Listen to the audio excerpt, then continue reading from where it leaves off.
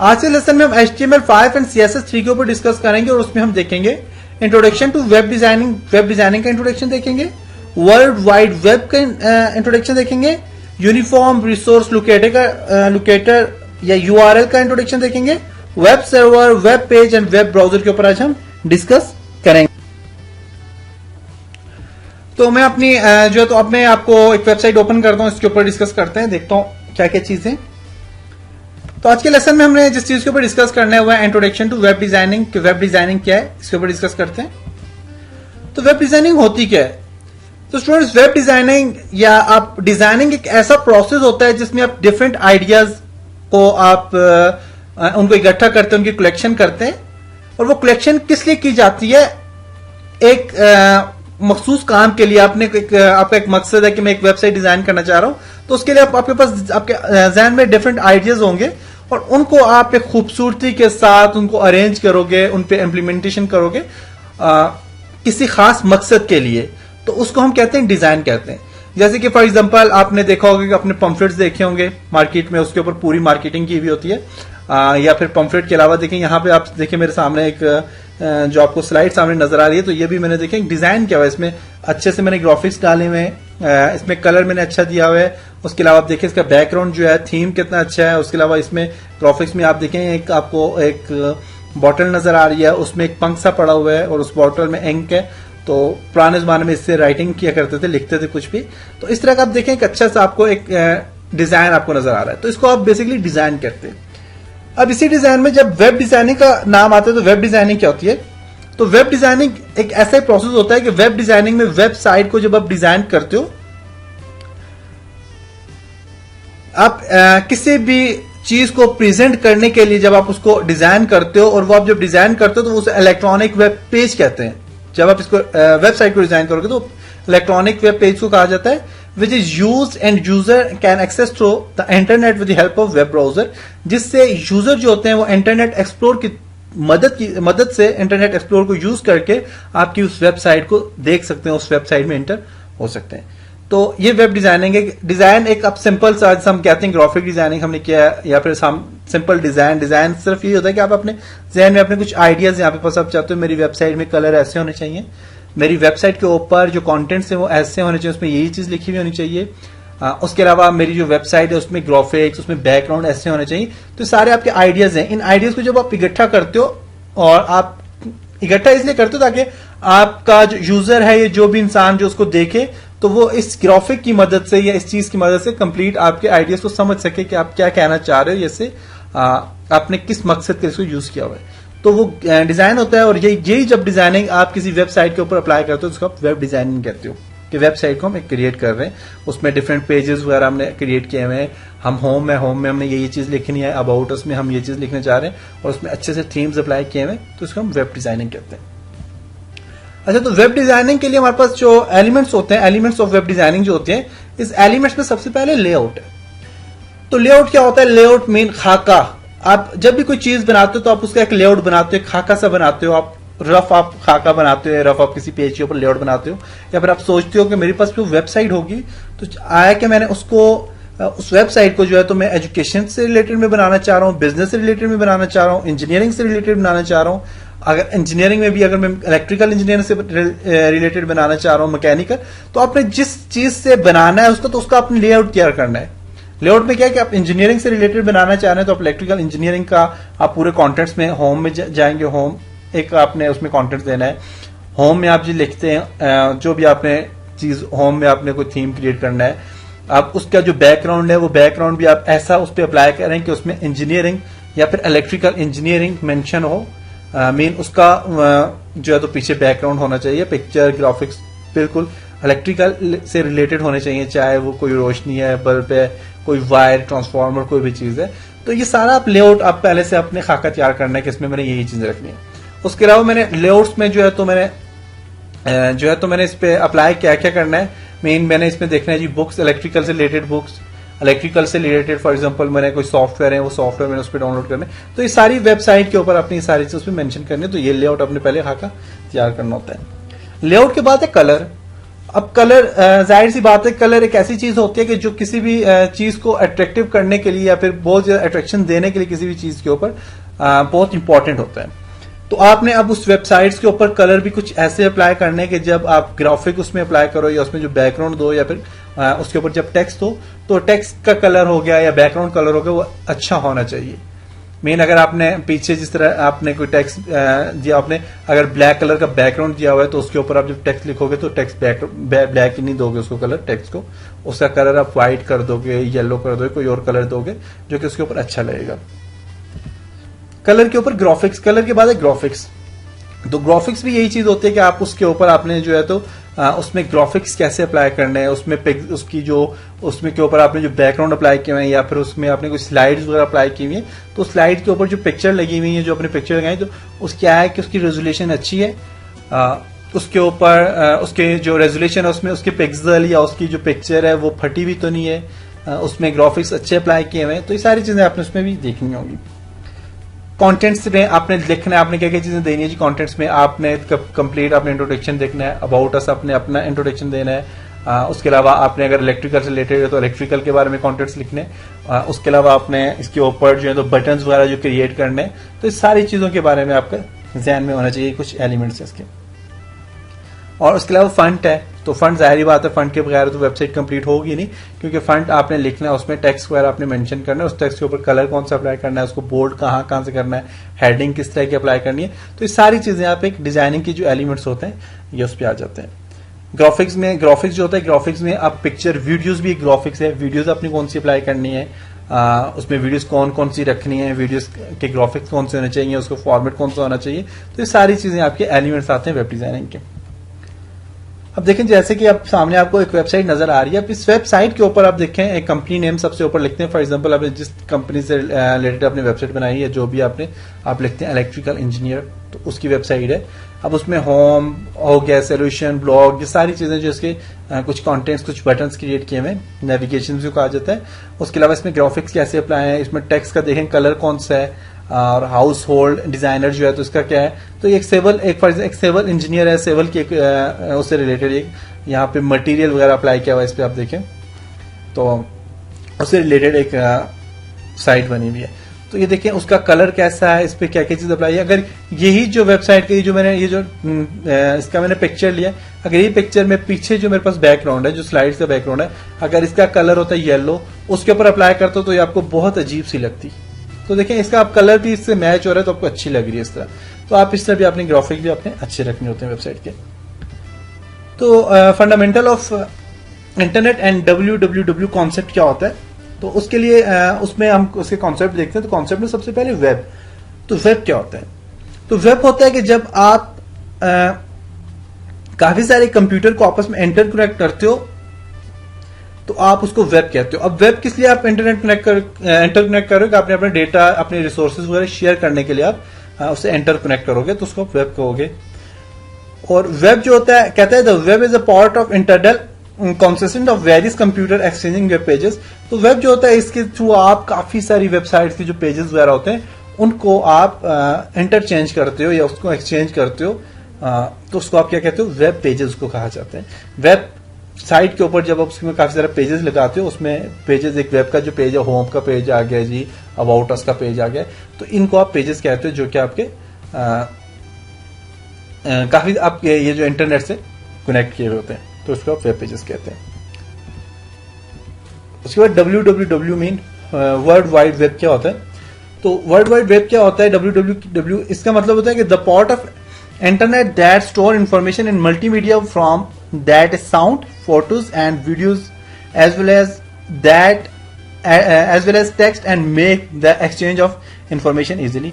कि आपने WWW मतलब वर्ल्ड वाइड वेब का फंक्शन ये होता है कि इसमें आप इंटरनेट के ऊपर जब आप कोई भी स्टोरेज मीन आपने कोई साउंड उसमें अप्लाई किए हुए, साउंड रखे हुए अपनी वेबसाइट के ऊपर, फोटो रखे हुए, वीडियोस वगैरह रखी हुई है, किस चीज के लिए, आप अपनी इंफॉर्मेशन को एक्सचेंज करने के लिए। मीन कि आप अपनी कंपनी है आपकी, फॉर एग्जांपल आप उस कंपनी की मार्केटिंग करना चाह रहे हो, उसके बारे में इंफॉर्मेशन जो है आप देना चाह रहे हो ऑल ओवर द वर्ल्ड, तो आप वो WWW वर्ल्ड वाइड वेब के ऊपर आपने वो अप्लाई करनी है। मीन आपने वो वेबसाइट बनाओगे तो उस वेबसाइट के थ्रू आपकी कंपनी जो है उसकी मार्केटिंग हो रही होगी। तो वो मार्केटिंग आप चाहे साउंड की मदद से, फोटोज की मदद से, वीडियोज की मदद से आप देना चाहो तो आप इसके थ्रू आप दे सकते हो। तो तकरीबन जो है तो पूरी दुनिया में तकरीबन 1996 में जो इंटरनेट के थ्रू या वेबसाइट्स बनी हुई थी, उसके थ्रू जो कंप्यूटर कनेक्ट थे, वेबसाइटें काफी सारी बनी हुई थी, उसके साथ जो कंप्यूटर कनेक्ट थे, तो वो तकरीबन 82 मिलियंस थी। और आज के दौर में जो है ये तकरीबन 2003 में ये 300 मिलियन तक आ गए। 300 मिलियन कंप्यूटर जो है वो इंटरनेट से कनेक्ट हो गए। और अब तो 2015 है, 2015 में तकरीबन ये 1000 मिलियन से भी अबाव कंप्यूटर कनेक्ट हो चुके हैं, क्योंकि आजकल का दौर है ही इंटरनेट का दौर है, टेक्नोलॉजीज का दौर है। और देखिए यहां पे कहते हैं how does the www work, के www वर्ल्ड वाइड वेब जो है वर्क कैसे करती है, ये कैसे काम करती है। कहते हैं वेब या information store in document called web page. आपकी जो इंफॉर्मेशन जितनी भी होती है वो जिसमें स्टोर किया जाता है उनको वेब पेज कहा जाता है। वेब पेज फाइल जो होती है, ये जो डेटा को स्टोर करते हैं इनको वेब सर्वर कहा जाता है। मीन आपका डेटा जितना भी है जो वेबसाइट के अंदर जो स्टोर है या वेब पेजेस में जो डेटा स्टोर है वो बेसिकली आपके वेब सर्वर में स्टोर है। और computer reading the web page are called web client. जो कंप्यूटर वेब पेज को पढ़ते हैं, मीन अगर मैंने किसी की वेबसाइट पढ़नी है, मैं किसी की वेबसाइट में देख रहा हूं, उस पर पढ़ रहा हूं, तो मैं उस वेबसाइट का क्लाइंट हूं। तो जो कंप्यूटर इस वेबसाइट को जाके पढ़ते हैं या जिस वेबसाइट पे जाते हैं तो उन्हें क्लाइंट कहा जाता है। और web client view the pages with a program called the web browser. और जो क्लाइंट जिस चीज के थ्रू उन पेजेस या उस वेबसाइट में एंटर होते हैं तो उसको वेब ब्राउजर कहा जाता है। और पॉपुलर जो वेब ब्राउजर है वो इंटरनेट एक्सप्लोर है, फायरफॉक्स है, गूगल क्रोम है, इसके अलावा भी सफारी वगैरह है, और भी काफी सारे ब्राउजर है, और पैरा मिनी है, और भी इसके अलावा काफी सारे ब्राउजर है। यूनिफॉर्म रिसोर्स लोकेटर का फंक्शन क्या होता है? यूआरएल। यूआरएल बेसिकली ऐसी चीज होती है कि जो आपकी वेबसाइट पे एंटर होने का एक जरिया होता है। मतलब लोकेशन, आपने वेबसाइट जो है उसके अंदर एंटर होने का एक जरिया होता है। URL stand for uniform resource locator. It is also called website address, इसको वेबसाइट एड्रेस कहते हैं। तो ये यूआरएल जो होता है ये हर एक वेबसाइट का एक अपना एड्रेस दिया जाता है जिसके थ्रू आप इसमें एंटर हो सकते हैं। जैसे कि हर एक इंसान का नाम होता है, इसी तरह एक वेबसाइट का भी नाम होता है कि आपने इस वेबसाइट के अंदर आपने जाना है। उस वेबसाइट को आप डोमेन कहते हैं, उस जो नाम आप वो लेते हो उसको आप डोमेन कहते हैं। डोमेन के थ्रू लेते हैं आप वो नाम।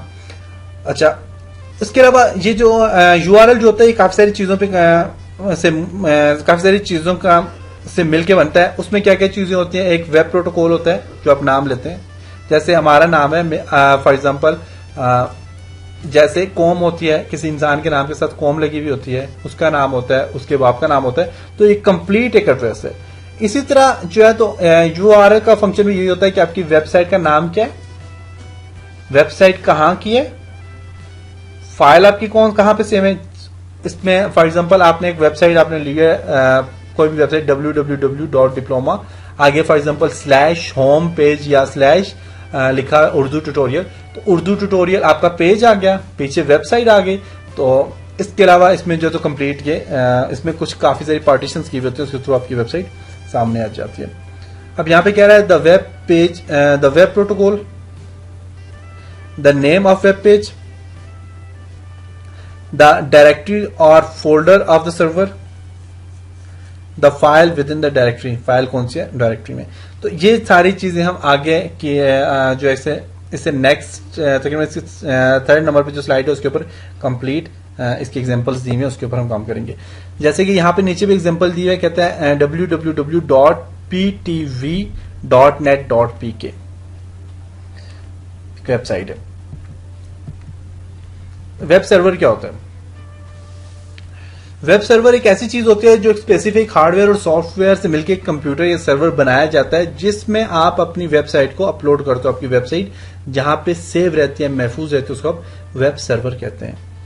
वेब सर्वर जो होता है, आप जब वेबसाइट में आप यूआरएल या फिर आप अपनी वेबसाइट का एड्रेस देते हैं तो वो एड्रेस डायरेक्ट वेब सर्वर में जाता है और वेब सर्वर से वो वेबसाइट आपके सामने ओपन होती है।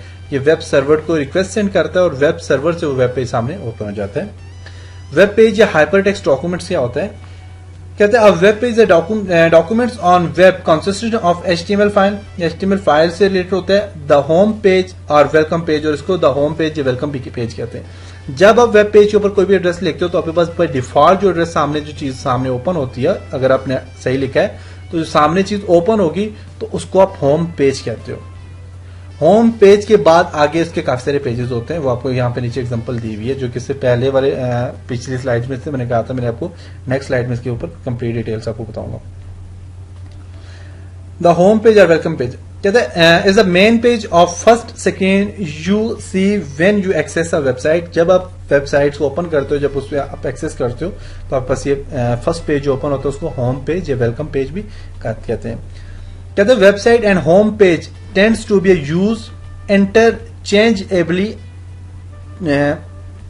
Also site may have many pages. आपकी साइट से काफी सारे पेजेस हैं, लेकिन आप डायरेक्ट जब आप पेज को ओपन करते हो तो वो आपकी वेबसाइट जब ओपन होती है तो उसमें होम पेज ओपन होता है। For example http://www.hec.edu.pk/scholarship.html। अब इस पूरे की पूरी वेबसाइट के ऊपर हमने कंप्लीट में डिटेल में नीचे दिया हुआ कहता है in the above example hec.edu.pk is a website. ये वेबसाइट का नाम है hec.edu.pk, ये एक वेबसाइट का नाम है। आर डोमेन या डोमेन का नाम है एंड scholarship.html वेब पेज का नाम है। और आगे जो लिखा है scholarship.html ये एक वेब पेज, उसी वेबसाइट में एक वेब पेज बना हुआ है स्कॉलरशिप के नाम से, ये उसका नाम है। तो यहां तक आप समझ ही होंगे, जैसे कि होम है, होम के बाद अगर अबाउट अस में जाते तो यहाँ पे /aboutus.html लिखा होता, मीन कि ये अबाउट अस जो है ये उस पेज का नाम है जो उस वेबसाइट में ओपन है। आपने उस पेज पे क्लिक किया तो आपके पेज का नाम भी साथ में स्लैश में ओपन हो गया। वेबसाइट लोकेशन या हाइपर लिंक डॉक्यूमेंट्स। अब लोकेशन कहाँ पे, लोकेशन सी क्या होती है और हाइपर लिंक डॉक्यूमेंट्स क्या होते हैं। कहते था जब आप किसी भी प्लेस या किसी भी साइट पे विजिट करते हो तो उसको वेबसाइट कहा जाता है,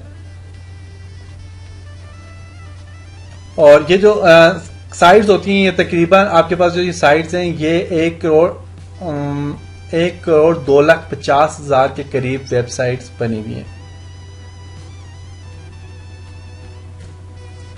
और यहां पे आगे लिखा हुआ कहता है कि a website is a internet location of a computer और server on which a hyperlink document is stored. Website एक ऐसी लोकेशन, ऐसी चीज पे पड़ी हुई होती है जिसको आप सर्वर कहते हैं, और ये जो सर्वर होता है इसमें डॉक्यूमेंट स्टोर किए जाते हैं।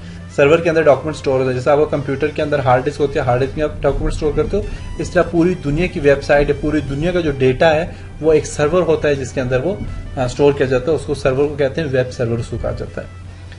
Any person in the world who know the website address can access it. For example pvt.net.pk, PTCL। अब जो आप डोमेन लेते हो उस डोमेन में ptv.net.pk या फिर ptcl.com.pk and VU virtual university का एक है .edu.pk, इस तरह के उसमें वेबसाइट्स के लिए इस तरह के आप यूज करते हो, URL डोमेन आप ऐसे यूज करते हो। वेब ब्राउजर जो होता है, वेब ब्राउजर क्या होता है, वेब ब्राउजर जो होता है, वेब ब्राउजर एक ऐसी चीज होती है, अ वेब ब्राउजर और simply browser is a graphical user interface software that display of web documents and to jump from one page to another page.